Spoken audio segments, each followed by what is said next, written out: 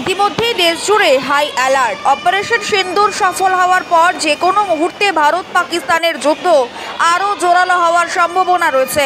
সেই পরিস্থিতিতে সাধারণ মানুষকে যুদ্ধকালীন তৎপরতায় মক ড্রিলের মাধ্যমে সচেতন করার কৌশলগুলির প্রশিক্ষণ হচ্ছে দেশের একাধিক জায়গায়। সারা দেশের সাথে সাথে পশ্চিমবঙ্গের তারকেশ্বর রেলওয়ে পুলিশের যৌথ উদ্যোগে তারকেশ্বর রেল স্টেশন চত্বরে চলছে মক ড্রিল। যে কোনো পরিস্থিতিতে তৎক্ষণাৎ কীভাবে মোকাবিলা করবেন সাধারণ মানুষ, মক ড্রিলের মাধ্যমে এই প্রশিক্ষণই দিচ্ছেন রেলওয়ে পুলিশ। হুগলির তারকেশ্বর থেকে আমাদের সাংবাদিক আশিস কুমার ঘোষের ক্যামেরায় হুগলি রেলওয়ে স্টেশনের সেই চিত্রই দেখাবো আমরা।